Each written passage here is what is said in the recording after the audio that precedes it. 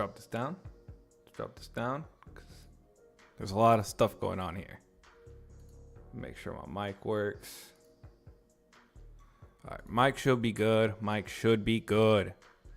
Let me drop the music down a little bit. We don't need it that loud. Welcome in everybody. Hope you guys are having a lovely Tuesday afternoon, nighttime, morning, night, midday, noon, wherever you may be in the world. Hope you're having a good day. So we are just probably going to keep going with LINQ, C#. We're just going to keep that going. If everything sounds good, let me know if something sounds off, or if you can't hear me, you should be able to hear me. So let me know if anything's good. Let me just make sure. Just want to see this as well, because I'm hoping this chat's working correctly. If it doesn't, we'll just have to see. But while we see if that works, I should be able to at least see my chat. I think we should be good. And we can sort of go from there. Let me just make sure.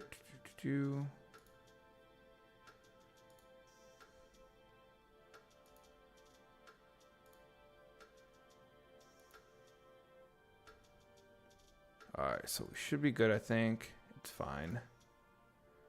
Cool, just want to make sure everything is good before we keep going. All right, I think we should be good. I kind of want to have chat up here. That's the only thing, but it's not popping up. Well, we'll figure it out for another day. But anyways, guys, welcome in. Hope you guys are having a good day. We'll figure this out later. But let's get into some C# code again. So what we are going to do is, let me drop this a little bit more. Still feel like it's a little too loud on my end. Drop it a little there. All right, we should be good. All right. So over here yesterday, what did we do yesterday? Yesterday, we did the any, we did all, we did where, skip, take, and aggregate. So those were all the methods that we did yesterday. So if you guys missed that, the live stream should be on my channel page. So if you guys go back, that whole stream should be there. So we have all of these. I'm probably going to do a YouTube video about like all the LINQ methods, as well as I just sort of wanted to review all of these because, it's always good to, review this type of stuff. It's always good for you. It's always a good thing if you are able to at least remember what's going on. And especially if at work and stuff like that. I know I've had, what's it called?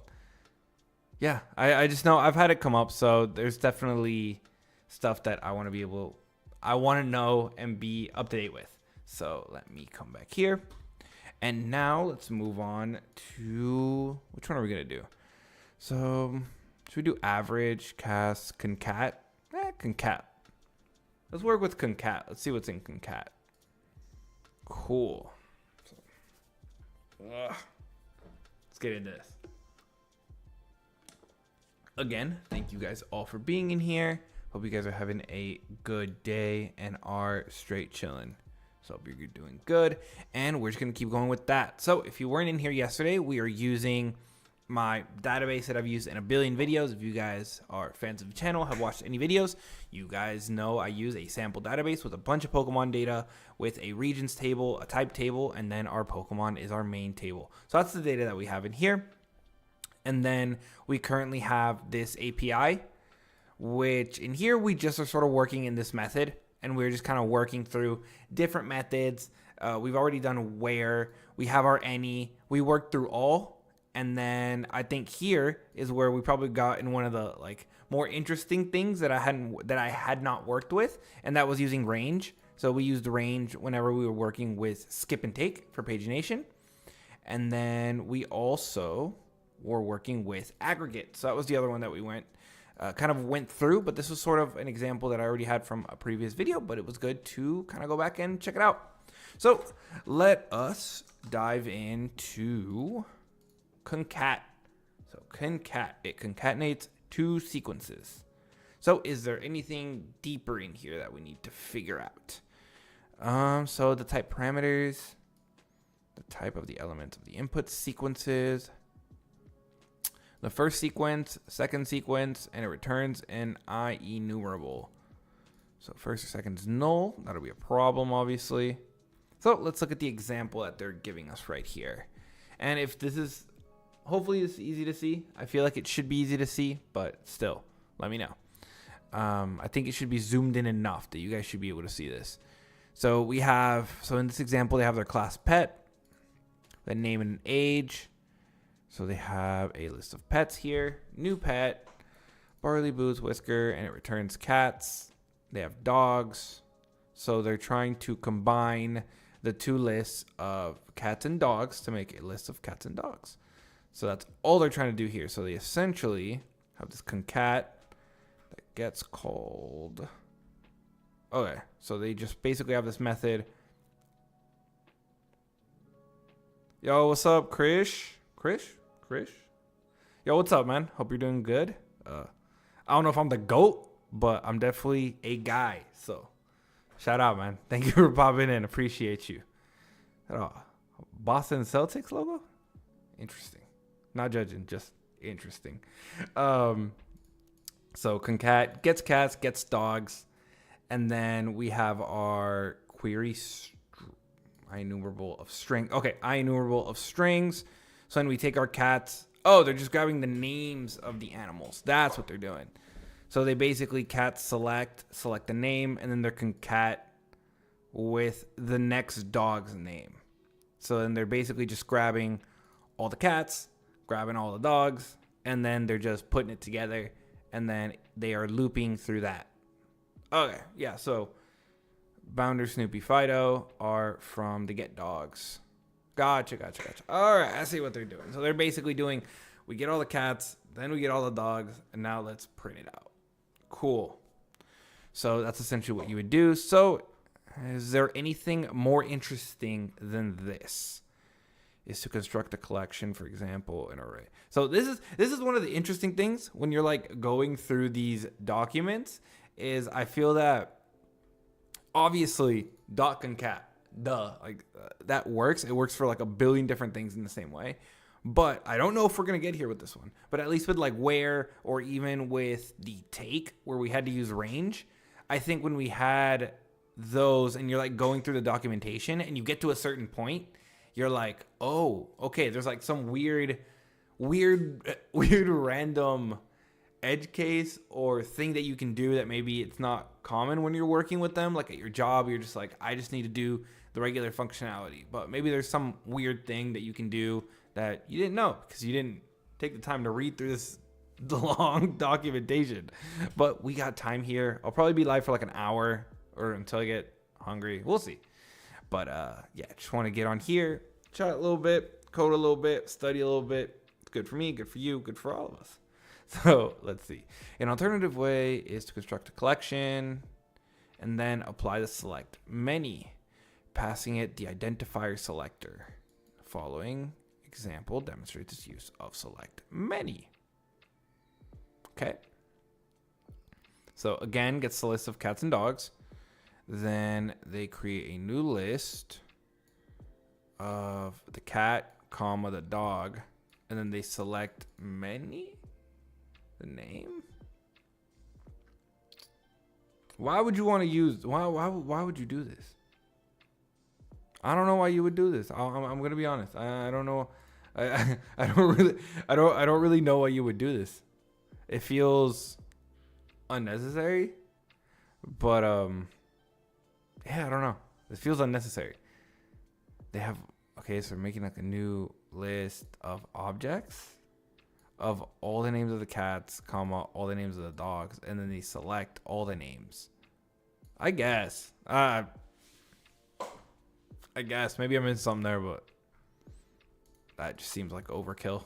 Not gonna lie. Granted, it could just be because I don't understand select many. Projects each element of a sequence to an iron rule and flattens the resulting sequence as one sequence. So, is that supposed to look better? I feel like they don't. I feel like it looks the same. feel like it looks the same. If not, this looks more convoluted. I'd rather just use .concat. I don't know why I would ever want to do this. Someone's gonna look at this, like let's just say you come into the company, you come in, and I'm telling you, hey man, look at my code. Tell me if there's anything I can do to make the concatenation of these two lists better. And I show you this, and you're like, oh yeah, I get this. There's a cat list and there's a dog list, and then we have the dog concat. Clearly concatenates.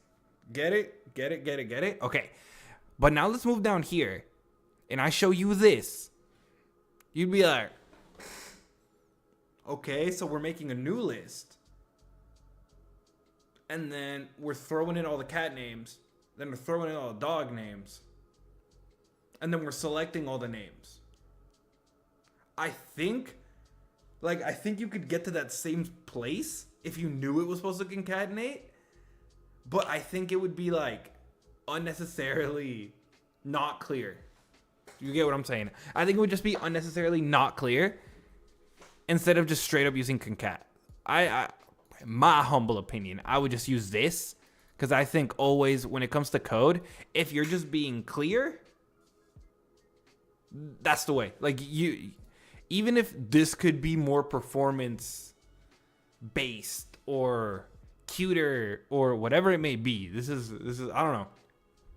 Always, for me personally, you want your code to be readable on its own. I don't believe in comments, or at least I used to.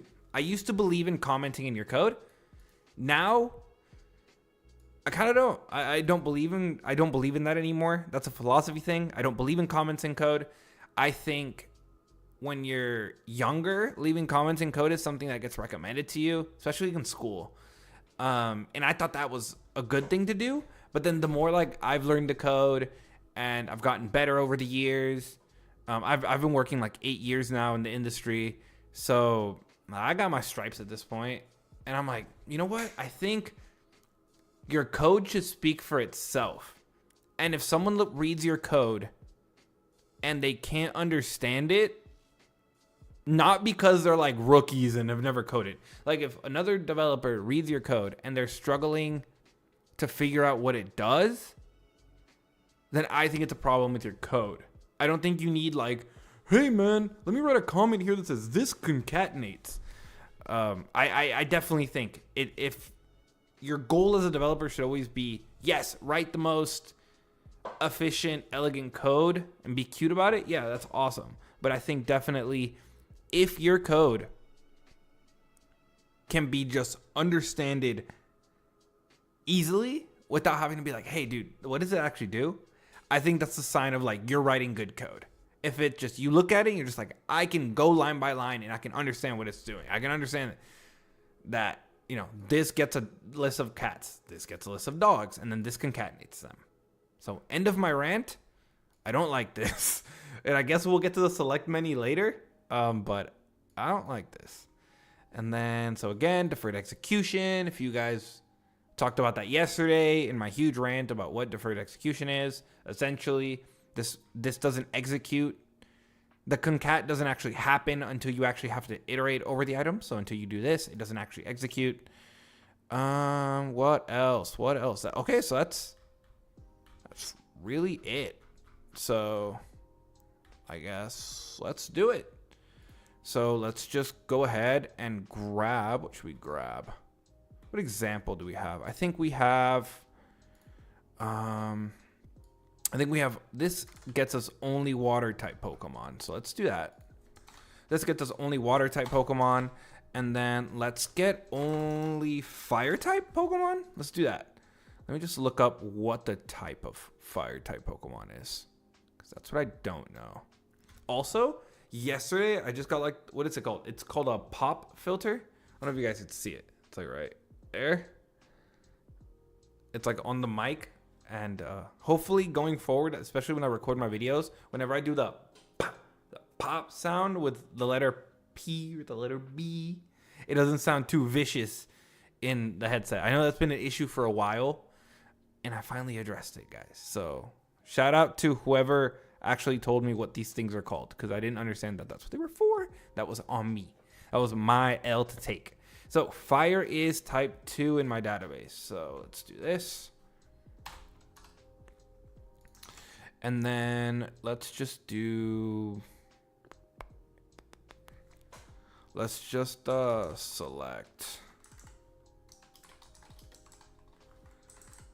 just select the name. Yeah, let's just select the name here. So then we could concatenate these two. So then what we would do is we would do var concat list, and we would take only water types. Oh, already read my mind. Thank you. And then this would just turn it into an IEnumerable of strings. So if we run this, and then I'm assuming concat would also work with objects. I'm assuming so. I don't think it has to be just like only strings, but let's get there when we get there. So we do this, and then we go to not here. LINQ methods, I believe this one. Let's click this. Now we're here. So here we have our water type names, and we have our fire type, which I think we only have. We only have Charizard. So now we concatenate them. We get our list right here. So we get all 10 of them, because it's how many? 1, 10. So we have how many? 11? Yeah, 0 to 10, 0 to 10, 11. Duh. So then in here, that would be concat. And then if we do this and they're the same type, would that work? Because they're the same type. Okay, my Visual Studio just decided to restart. Love to see it. Love to see it. Let me see, because I wasn't on. Bro, where is my Visual Studio? Why did it restart? We was doing something. I was cooking over here, man.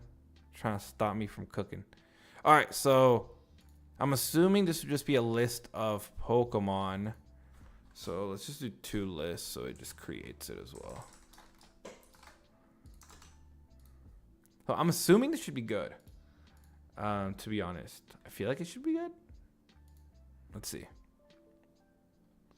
Just kidding. Let me restart this because it was already open because it crashed.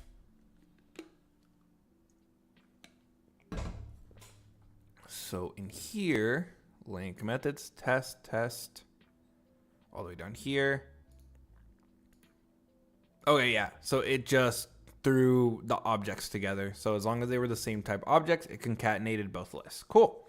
That was the one thing I wanted to check, was that it could also concatenate those two. So I think this is pretty straightforward. You know, you have 2 things of the same type, and you are able to concatenate them. And I think you're good. I think there's nothing more to say about the concat method than just that. So let me write down that we're probably done with concat. I don't know what else I need to see with this, because I think that's really it. So let's move on from concat. Should we do contains? I mean, contains is just going to be another one of those sort of like any. So what is the example that contains? Contains was the one that they just updated in EF Core 10, right? EF Core 10 notes. Yeah, I think contains was the one where they updated the way when you pass a list in. Let me see. So for those of you that haven't watched my EF Core 10 What's New video, go check it out on my channel. It's like my second to last video or something like that. You should go check that out, and definitely check out the last video that I dropped about date time versus date time offset. I think it's interesting. I ran into that issue at work, and then I was like, let me dive into it. So let me go down. Is it here? Yeah. So LINQ to SQL translation. So in here, they changed the contains. Yeah, I thought I remembered the contains function had something to do in EF Core 10, and it was basically here where if you do a where. And in the where, you pass in a list that you're filtering by. it would like just not be as fast. So essentially, if you go through here, it's like super nerdy and it honestly bored me. And I'm gonna take Microsoft's word for it when they got down here and they used like parameterized collections, and then that's kind of how the LINQ is translated to SQL when you do that, and it does something like this. So that's what the SQL ends up looking like, and it's apparently just like a better solution than what was being used in previous EF cores. So that was what just came to mind whenever I saw contains. But let's dive into contains now. So I think it should be pretty straightforward. So it's like base query dot contains this. So it sort of just works the same as any. Similar. Let's dive in here before I start saying things that are untrue. Determines whether a sequence contains a specified element. So again, we have a source, pass in a list, contains a specified element. So we have our source, and then we have our value, and then we're going to be returning true or false. So exceptions, argument null exception, okay? And then how do we use contains? Okay, so let's figure out contains here. So we have a list of strings. We have our fruit mango. So we want to see, does this list have the word mango in it? So we pass it into contains. It does. And then that's it. That's it. Let's see. Question. So how is contains different than any in EF core? Used for querying, but they serve distinct purposes and are translated differently. Contains checks if a specific element exists within a collection. Checks if any element satisfies a given condition. Okay, so contains is more matching. Any is more principal specific value. Checks if any element. Okay, gotcha. So contains is more about matching a specific element. Let me see. So contains about matching a specific element, and any is about matching a specific condition. So necessarily, I think where I was confusing myself is where I was using this example where I'm looking for a specific name of a Pokemon, but it doesn't necessarily just have to be this simple, because obviously contains would work here as well for this. Like contains would work, I think. Not a delegate type. Okay. Let's dive into this deeper. So is it just because you're just passing in a value? Gotcha. Okay. Let me see. What the heck are they using down here? What is this? The following unimplemented that can be used in the contain method. Okay, gotcha. So they're doing a whole, like, you can pass in. Okay, so you can pass in basically like this object, and then that value goes into this equality compare. Okay, and then you're checking all of that stuff. What's up? And then what else? What else is going on here? Sorry if you guys hear any squeaking. It's my cat walking off and wanting some attention and pets. Okay, so essentially that's the difference between contains and any. Any is for a condition. Contains is passing in an item. So contains would be, instead of this, I guess we would be doing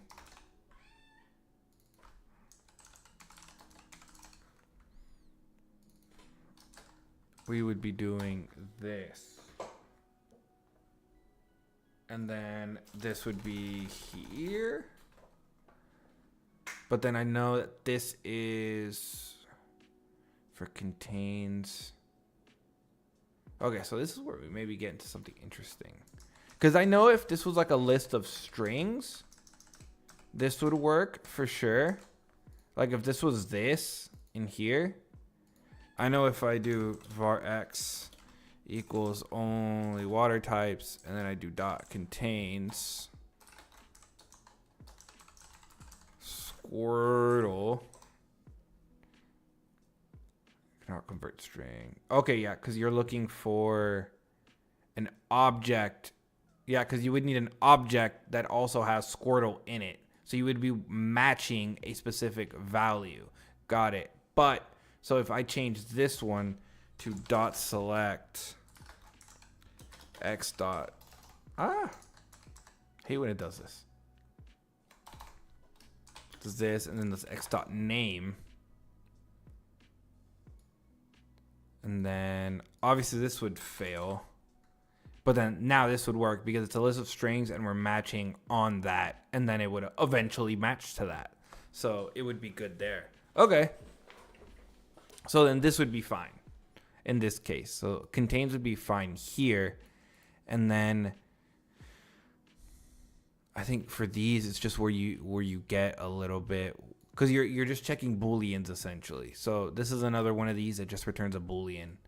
So that would be essentially sort of the same type of thing.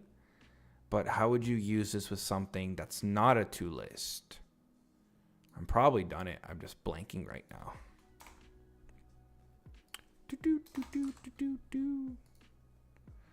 Okay, let me get rid of this. Let's get rid of this here and go back here. Okay, so it's probably something silly that I'm missing, but let's figure it out together, chat. Okay. All contains, all aboard. That's what my brain said. So obviously it's not a lambda. And then it wants a Pokemon object. So if I do like new Pokemon and then I just give it crappy values, well, it wouldn't match. I would need to like, because a contains would be if we're looking for a specific object, right? And we'd be pulling back a specific object. What's up? My cat's literally on my desk right now. Yeah, because we're getting back a list of Pokemon objects. But if I was returning, instead of a list of Pokemon objects, so essentially here. If I just did it here, I think, right? Let's just do that one, actually. Because I think that one makes more sense. So if instead of here, the var contains value, and we just did this, but instead of turning it to a list, so we would get only water types.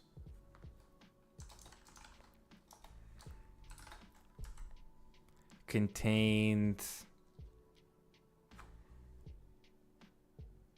See, that's the thing. It's because we're gonna get this object that's gonna be an iQueryable, but with contained, it's now that. So it wants a Pokemon value.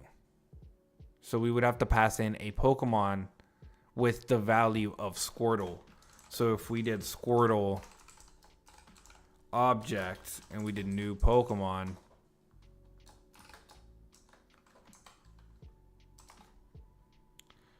so then this would have to match exactly this Pokemon object, right? For Squirtle, I believe. So it would have to be like this exact entry here. So what I could do is just do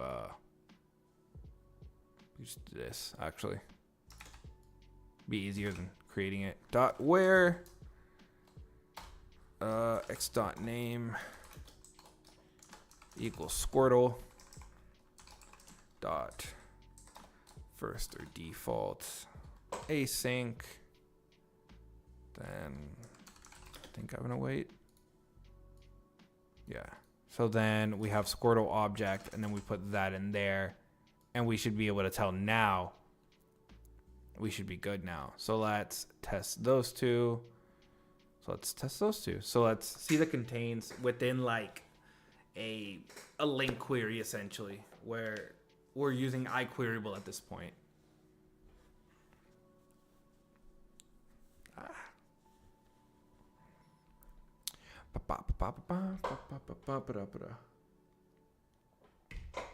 Hope you guys are all having a good night. I have had a pretty solid day, pretty chill to be honest. Got a good workout in, just been relaxing and just forcing myself to keep learning. I read like another chapter of my functional programming book.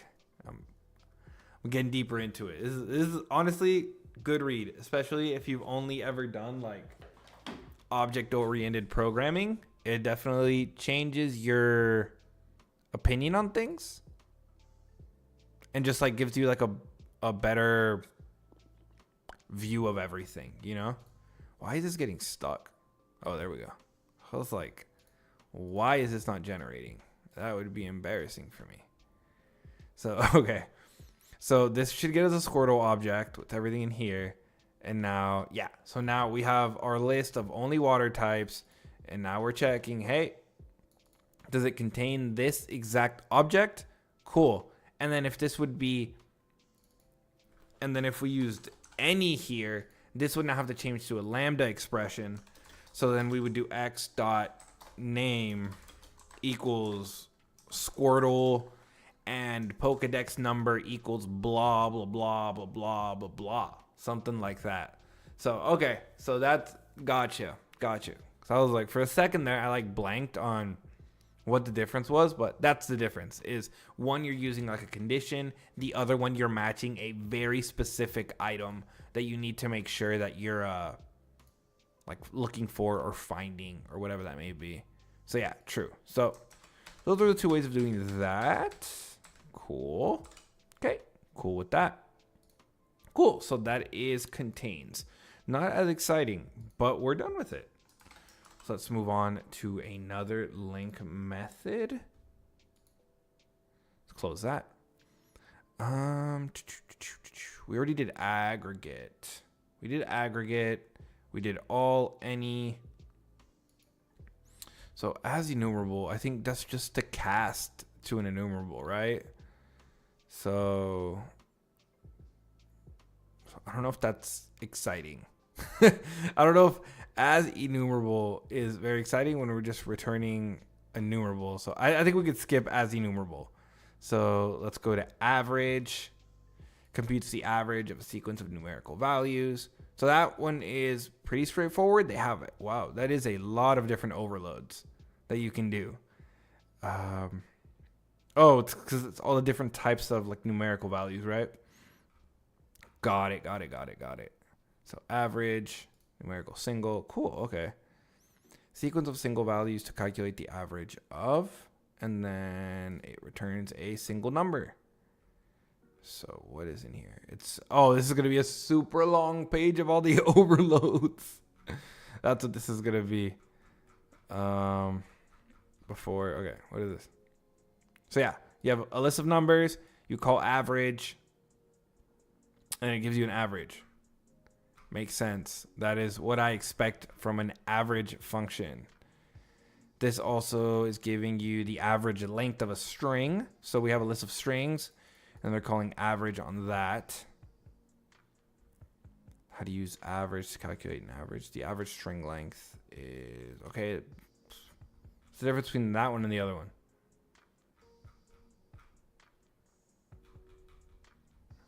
I think that's the same thing, no? Is that a double versus... I don't know what the difference is, chat. I'll be honest. I don't know what the difference is.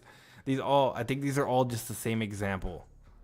I think these are just all the same example, except these are long numbers. So yeah, let's not get too crazy. I just want to make sure that I'm not missing like some wild example or some wild thing that average can do that I didn't know about. see. Average. Okay, no, we're good. So let's just use average in a basic example. We don't need to go too crazy here with what average can do. I think me, you, chat, and everyone around the world, including my cat that's now asleep, can figure out what average is gonna do. So if we do, I don't know, we just take this. So let's just do average. So let's just do var average.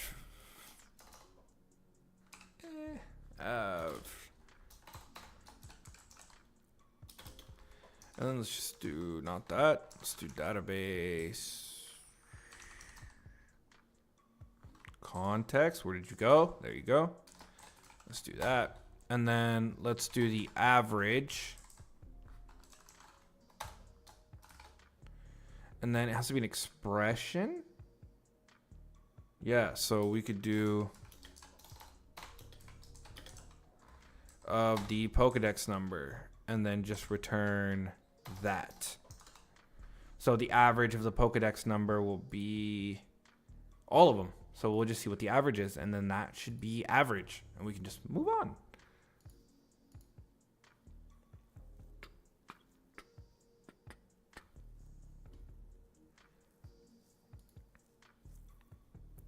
Oh, also this is something cool that happened today. I don't know if some of you have been seeing on some of my videos recently that I've been working with a brand called ZZZ Projects. Well, they just put out an article for EF Core 10, and they're including my videos in there because I've been working with them. We've been partnered up, and let's check this. So 217.8. Does that seem about right for Pokedex numbers? Probably, because there's a lot of 300s, 500s, 190s. Yeah, it seems about right. I believe it. I ain't doing the math. So that seems about right. So I think we can move on with average. So let me write down that we're done with average. And then let me grab that email because I think in case any of you are interested in reading it, I think I should be able to post it in here. Let me see.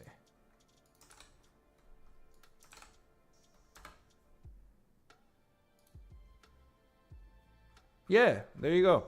So that's like their short readable version of the EF Core 10 updates. So in case you guys are curious about another version of the updates, go check out that link. My videos are included in that as well. So, you know, they're shouting me out, helping me out with that. And they have content that they can use of me. So that's a good little partnership that I've had. So I appreciate them. If they watch this video, I appreciate you guys as well. And I appreciate you guys if you go show that love. All right, so let's do maybe like another 2 of these, and then I maybe end the stream, but we'll see. Average cast. This is just for cast the element of to a specified type. So is this another one?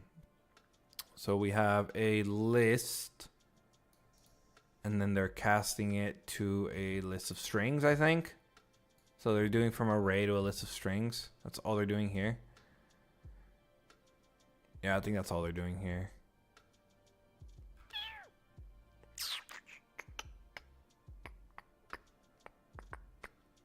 Yeah, I think that's all they're doing here. All this does is just cast it to a different type. It's kind of boring. Let's skip it. Let's just skip it. It's kind of boring, honestly. Not gonna lie. Dot count, we already sort of did that one, but we can sort of revisit it.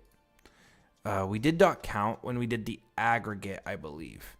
So when we did aggregate was up here.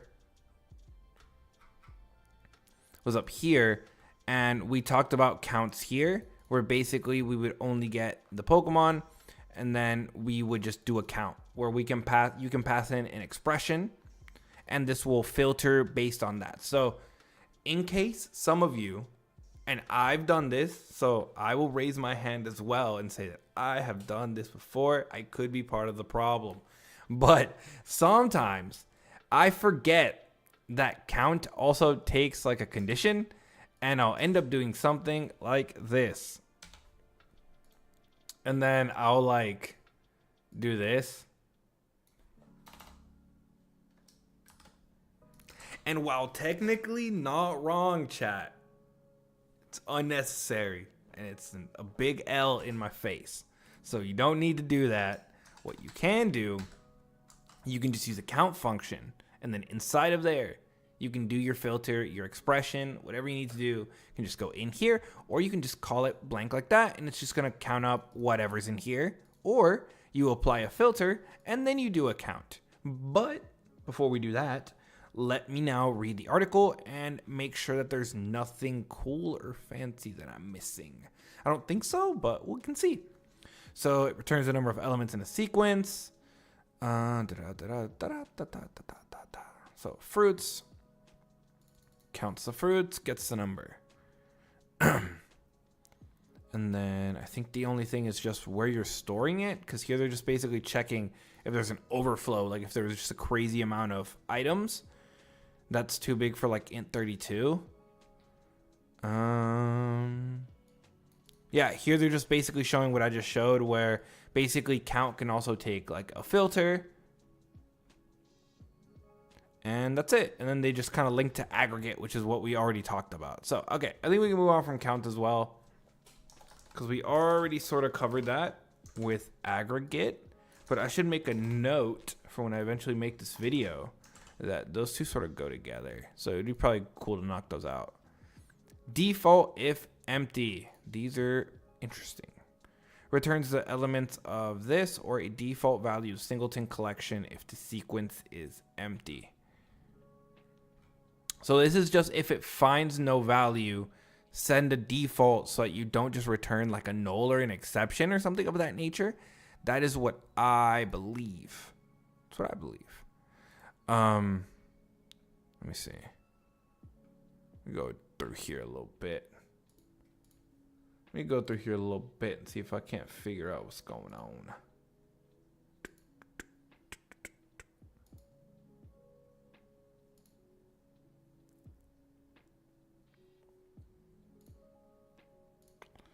Okay. This is what I wanted to see. Okay. Cool.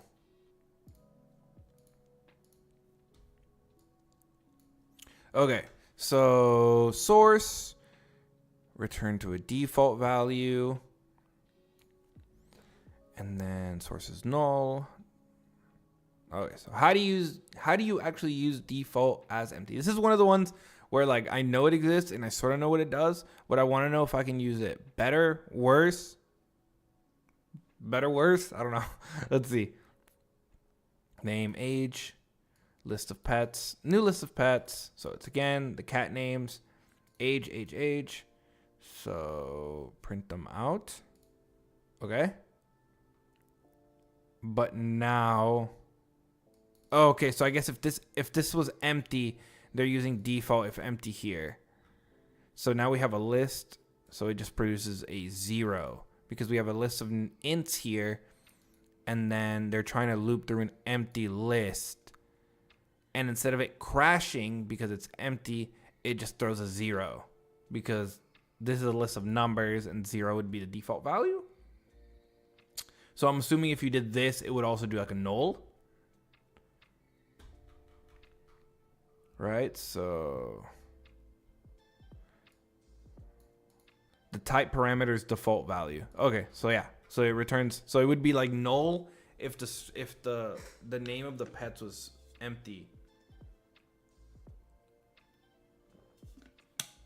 It basically like the empty value, the empty version of it, I guess. So this method, and then so this method can be used to produce a left outer join when it is combined with group join. Well, fun fact, we're not going to do that method anymore because we just have a left join method now. Why are you not updated? Let me see. Did they get rid of that? No, they didn't get rid of that for their .NET 10 documentation. Boo, Microsoft. Boo. Boo. We now have a left join method. We don't need to use the group join way anymore. See if there's anything else in here. How to use default if empty. let's see. What is this example here? They have a default pet. So this is like their default value. They have their list. They're looping through this list. And then default if empty, and they pass in their pet name. Because if you pass in the pet name, that's what it's going to print. So I think that's all it's doing. So it prints. So it prints all three of these, but since they actually have values, it never prints the default. But then this one is an empty list, so it prints the default. And that's what it does. So 3 and then the default pet. Okay, that's all that's doing. Got it.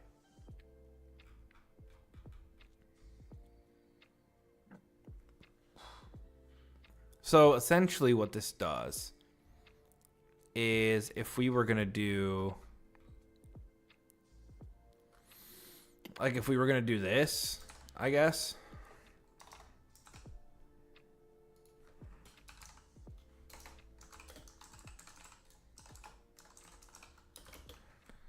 And then we put a number here that doesn't exist. So instead of 3, we just put like 20 for type. So this would be empty. And then we put dot default element or default async first or default async last or default. And then to list. Yeah, no, because it wouldn't be to list because we would have nothing. So default, let's use default as empty because that's the one we are using right now. So let's just practice the default is empty, which again is essentially saying, hey, if we don't actually have anything in this list, we just want the default value. So would this go after toList or would this go before?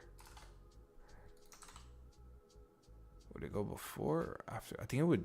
Let's just use it. Let's use it without it and let's see what comes back. I'm curious. Because obviously I know there's like toList async. I know there's like first or default async, singular default, stuff like first and then last. But I'm curious how this will work in like a more normal example that's not like grabbing, you know, when you're just not passing in anything, right? So result view is just a null object, essentially. So then I think it would just be this, actually. It would go after. It wouldn't make sense. It wouldn't make sense for it to go before because we'd be turning it into a list and then it would just be, so it wouldn't matter. You'd want to check it before you turn it into a list. I'm pretty sure you'd want to do it before. So let's go do that. All right, now let's check it. Yeah, so now it's one count of a null object because it defaults because there's nothing there. Or also, I think it just matches nothing, so it would send anything back. Anyways, it's basically just a safeguard. So for having an empty list, even though I don't think that's that big of a deal anymore, to be honest, because you'd usually not want to like, you'd probably want to check for an empty list earlier on. I'm not gonna lie. I don't think you'd probably want to let it get that far in your execution before you're checking for a possible empty list. But hey, good to know. That's what default if empty does. So let's write that one down. Write it down. Write it down. Write it down. All right. So let's go back here again. So I think this one's pretty straightforward. Let's do group by. It's gonna be messy. Let's do element at.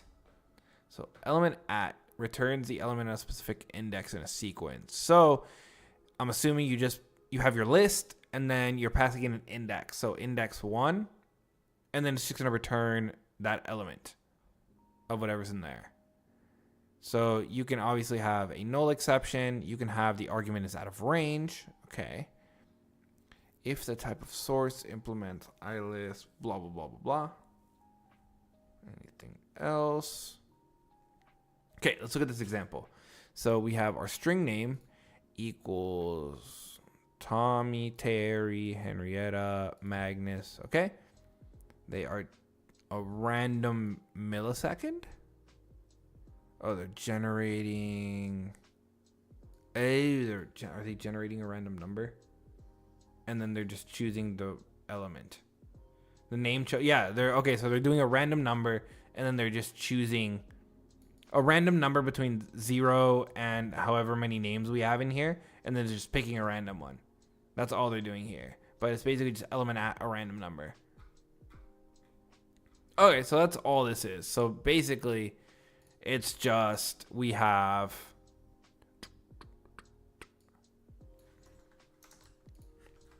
so if we just do element at value, and we just have this list element at async or default.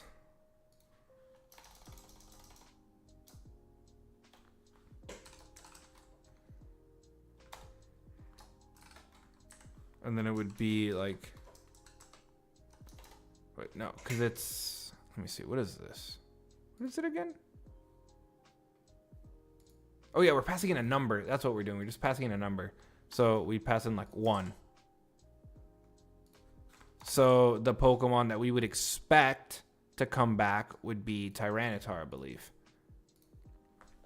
Because we just want the value at a certain index, right? So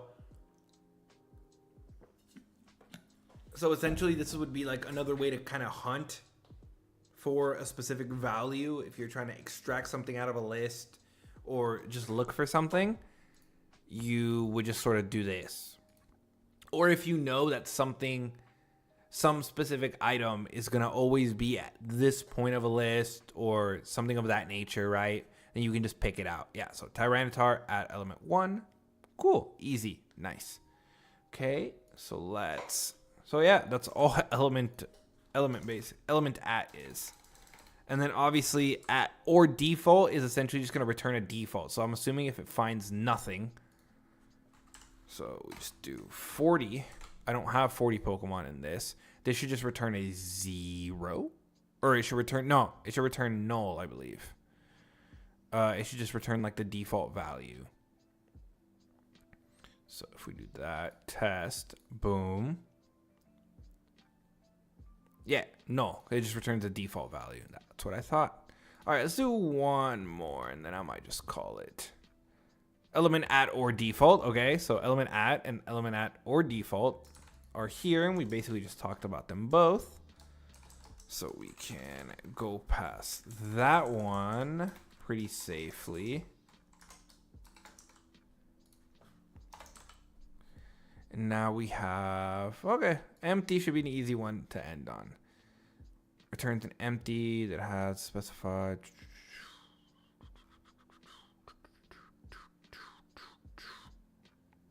So essentially we have returns that has a specified type argument. Have I used empty before? Dot empty? I'm blanking on dot empty.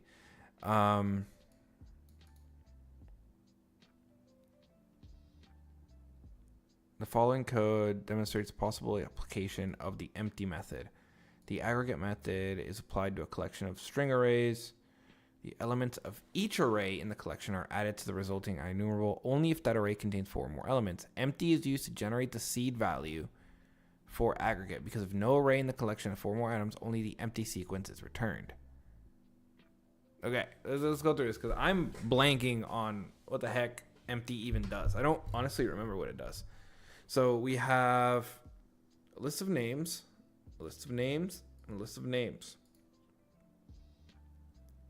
Then it makes a new list with all the names together. And now we are using aggregate to combine all of them into a new list of strings. And we start with an empty list of strings. And then if the string is bigger than 3, combine it. Because I haven't got to union. I don't remember what union does. I don't really remember what union does. I'm assuming it combines the values, or we just keep the current string.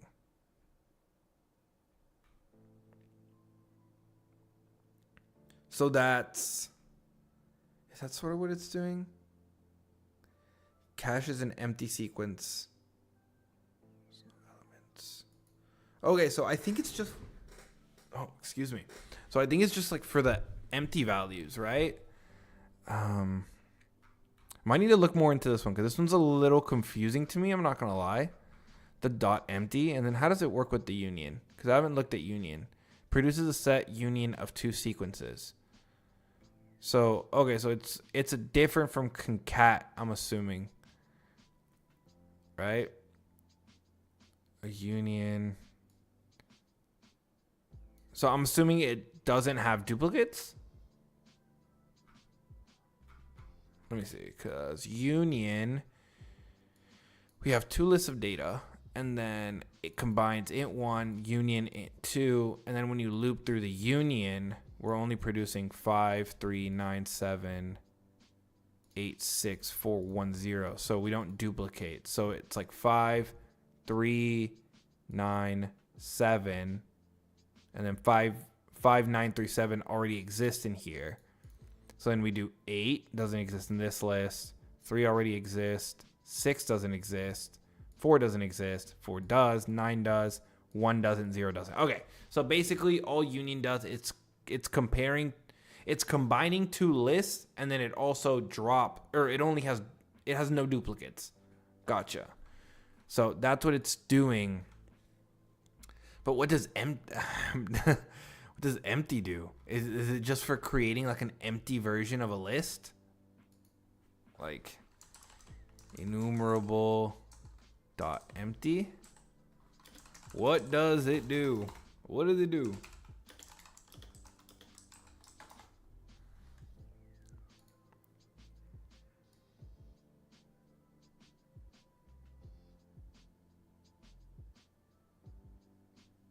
Okay, gotcha. So it's like it's just a quick way. So it's just like a quick way of creating a list without needing to kind of leave a variable, I guess.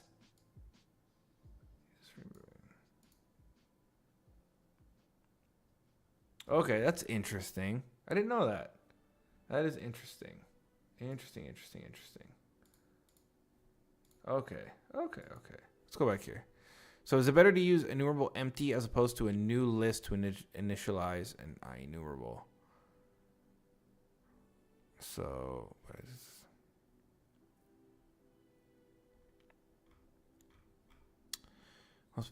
Even if you use an empty array or empty list, those are objects and they are stored in memory. The garbage collector has to take care. If you're dealing with a high throughput application, it does not create an object plus calling. Okay, so essentially, okay. Got it. Okay. Let's get back here. Hey. Oh, okay. It popped up on the chat. Awesome. I am probably only gonna stream a little bit more, but thank you for popping in. I'm glad you're awake now. Let me see what's going on in here.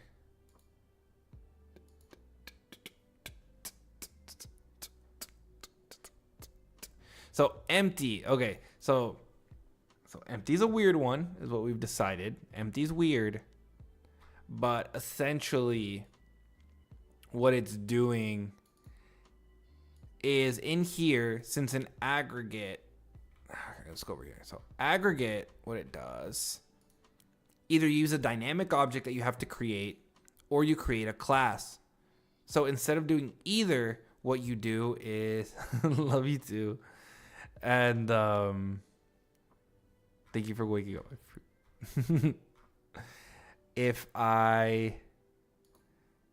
So in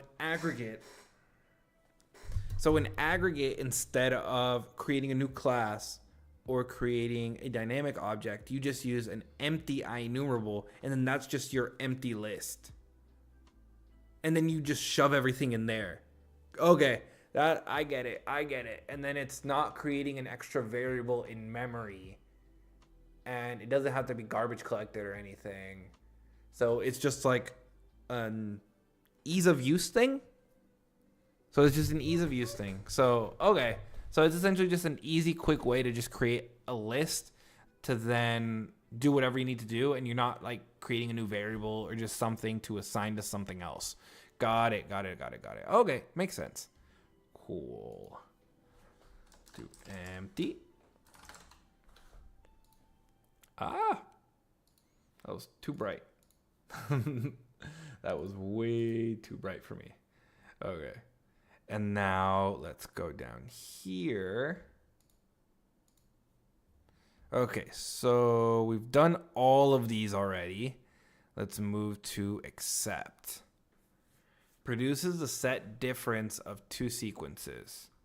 So I'm assuming just on pure vibes that accept would be I want everything except this when I'm combining two sequences. That is what I'm assuming. That is why I'm doing this with my hands.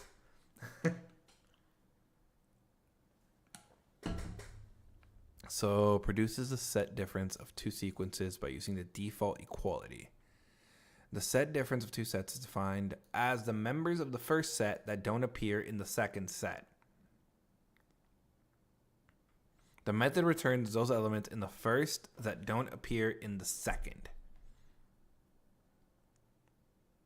It doesn't return those elements in second that don't appear in the first. Okay, I'm confusing myself. The method returns those elements in the first that don't appear in the second. So the first list, and then if it doesn't appear in the second, we don't keep it. So it's basically like a left join. Left join. It's basically like a left join. Right? So it's basically like thinking of a left join, I'm assuming. All right, let me look at an example. Because it's basically two lists, and then it returns a sequence. So, okay, so this will be easier once I look at an example. So we have a list of doubles, and numbers 1 is one list of a bunch of numbers of doubles, and then we have numbers 2, which is a tiny list of one number. So then of numbers 1, we want everything except this. So then everything that doesn't exist in numbers 1 stays except this one thing. Okay, got it. Makes sense. Easy clap. Okay, makes total sense. So you have your one list, you have your primary list, and then I want to keep it as is, except for whatever the heck is in here that matches. Kick that out. We don't want it. Got it. Cool. So here we keep 2. We only keep one version of 2. So it also gets rid of like duplicates. So because it's like a set, I think is what I should think about it. Kind of like a set. So it gets rid of duplicates. So we only keep 2. 2.1. When we get to 2.2, we see that it has the match. So we don't keep 2.2. Then 2.3 only once. 2.4, 2.5. Got it. If you want to compare sequences of objects of custom data types, you have to implement the equatable generic interface in a helper class.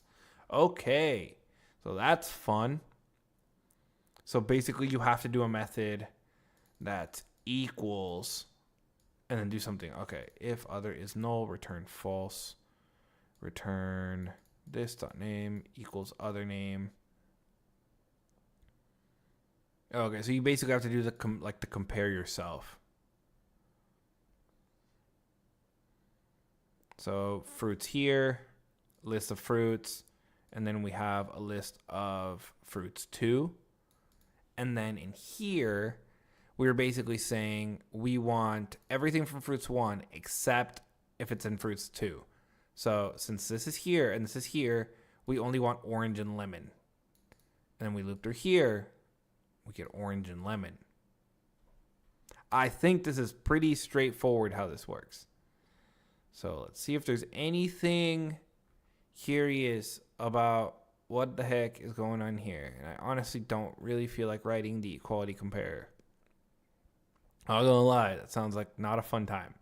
Um, I'll be honest, but I understand that if you want to actually do the comparison, you have to do that. With what is this for product? Yeah, you basically have to do that. Okay. Okay. So essentially, if you have, for our example, let's not overcomplicate ourselves. So if we do, where my list of Squirtle? Where's my list of Squirtle that I've been using? This thing. Let's grab this one. Only water types. Just do this. So this is gonna be list 1 water types, and then let's do var list 2 water type, list 2, and it's just gonna be Squirtle by itself. So why am I using Squirtle so much? I don't know. It's just kind of the vibe during the stream apparently. So we just want name to equal Squirtle. That's all we want. So we just want Squirtle here. And we just want to dot select X. It's coming off the screen. So we just want X dot name. And then we just want first or default. Because we just want the one string, right? Yeah, because then out of here, I'm going to do the same thing. And this is going to be a list of strings. And then this is a string. No, this needs to be list of strings. Yeah. So then when we do var leftovers, we have list 1 water types, and then we do dot. Stop reading my mind. Let me type this except, and then we're going to do list 2 Squirtle. So, sometimes it reads your mind too well, and it annoys me. But except Squirtle. So we should get all the water types except Squirtle here.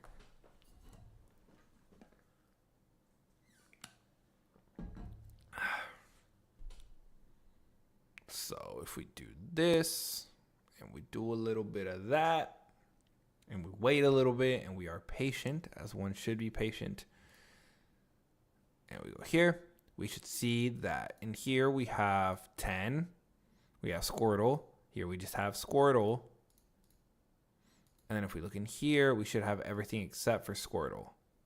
Yay, it worked. We understand except. And then I guess if I wanted to do a more intricate example, I'd have to kind of do this, but I don't really want to do that right now. It sounds like overkill when I'm just trying to sort of go through these methods and understand what they're doing. So I think for that. Okay, cool. So I've gone through a lot now. What are we? 1, 2, 3, 4, 5, 6, 7, 8, 9, 10, 11, 12, 13, 14, 15. I've gone through 15 of the linked methods in 2 days. I love that. Because definitely my plan is I'm going to do a video on all of these because I had one for Entity Framework 8, I believe, or 7. I don't remember. It's like one of my early videos on my channel where I cover a bunch of the methods. And 1, I think I can make a better video. 2, for myself, I wanted to review all of these and kind of go live just so I could talk to you guys as kind of things are going on and just kind of do that and enjoy this experience. But yeah, so I think I want to continue, but maybe not today. Throat's starting to hurt. But we've gone through a lot of these, and I know some of these are going to be also short, but yeah, I want to go through all of these just to have like the definitive guide of all LINQ queries and just have that like completely stated. But I think for today, we've made a good amount of progress on this. So I think we can continue this another day soon. So I'll try and continue this on stream. And then I know I have some more planned videos, some more C# focused, and then I'll go back to like mini .NET projects and stuff that I'm just curious about. And then we'll go from there. And if ever any of you guys have ideas, suggestions, anything you'd like me to research, I can do it and we can figure it out and we can go from there. But yeah, so we will continue the LINQ methods probably another day, probably next week. But I appreciate you guys stopping by, everyone that chatted, everyone that just lurked, everyone that stopped by for a couple of minutes. I appreciate all of you. Thank you guys so much for being here. Hope you guys have a good rest of your day, week, all that good stuff. And I'll see you guys in the next stream. Laters.